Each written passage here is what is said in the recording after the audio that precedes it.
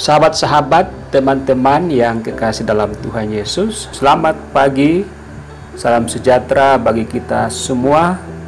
Tepat di hari Minggu ini, saya kembali bersama teman-teman saya Pendeta Abial Terpapalan dalam renungan pagi.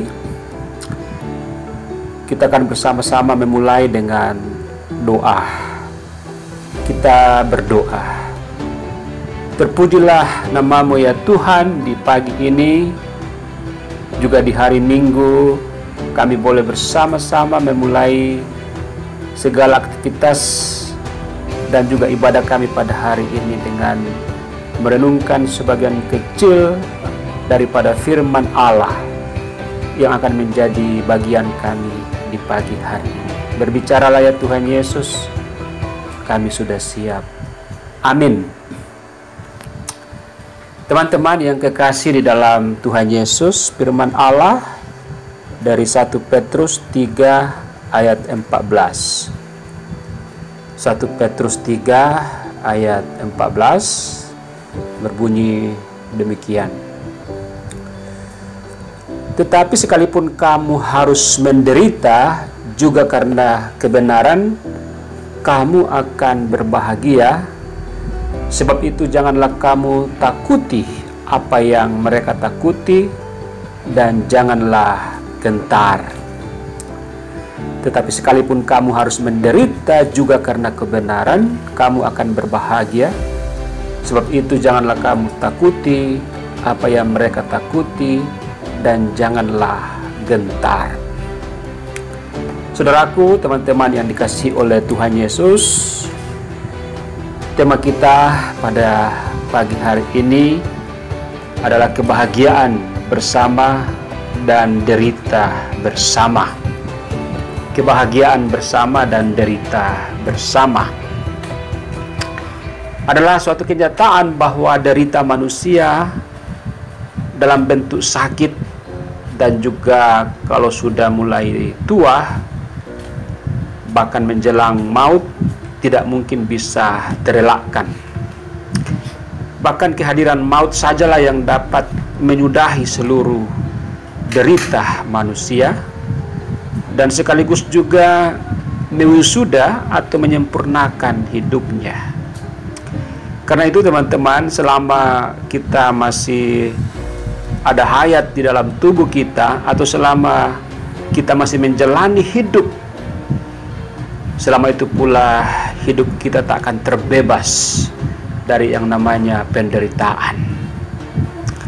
Namun kenyataan demikian tidak melenyapkan kenyataan lain. Apakah itu?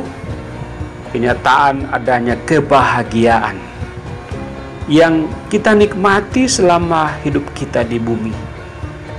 Manusia dapat menciptakan kebahagiaan di samping derita yang telah menjadi bagian akrab dari hidup kita.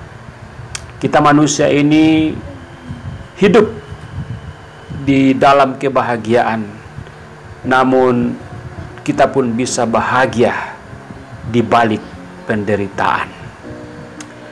Dengan kata lain, bahwa derita dan bahagia hadir bersama sebagai ramuan atau adonan yang membuat hidup manusia berarti. Tiada manusia yang dapat hidup bahagia tanpa derita. Demikian pun sebaliknya, tiada manusia yang terus-menerus menderita tanpa kebahagiaan. Justru manusia bisa menikmati sesuatu kebahagiaan sebagai kebahagiaan karena dia mengalami apa itu makna penderitaan yang menjadi seakan-akan lawan dari makna kebahagiaan.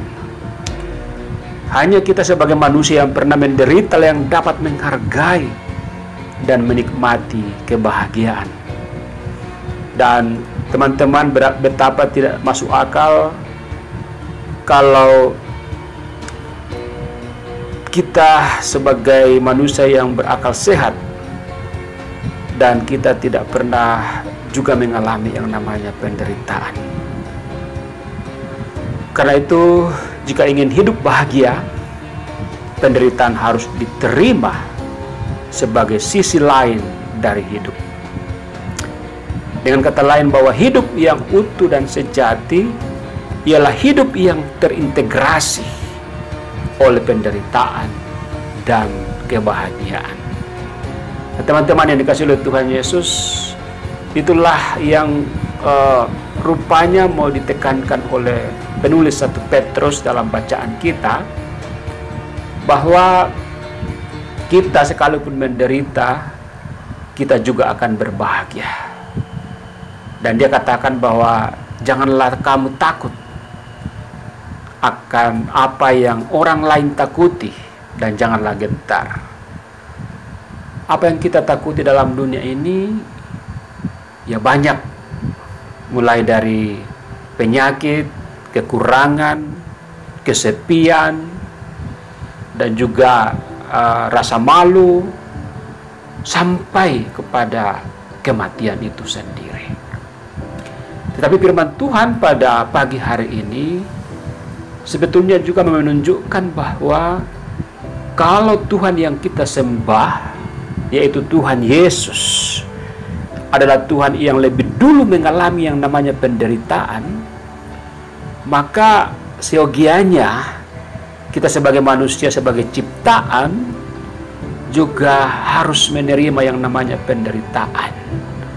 Tetapi sebagaimana Kristus juga menderita bukan karena dia jahat, dia disiksa, dia disalib bukan karena dia merampok atau membunuh.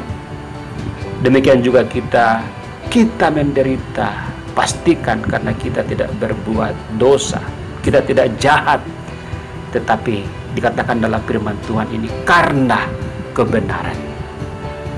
Oleh karena itu, apa yang kita harus takuti kalau kita menderita karena kebenaran? Kita mencontoh, mengikuti alur kehidupan Sang Mesias sejati Tuhan Yesus, bahwa dia mengalami penderitaan dan kemudian dia dimuliakan oleh Bapaknya. Dan tidak ada orang yang tidak tahu bahwa Tuhan yang kita sembah adalah Tuhan yang menderita, yang mati tetapi dibangkitkan dari antara orang mati dan naik di surga menjadi raja atas segala raja, Tuhan atas segala Tuhan.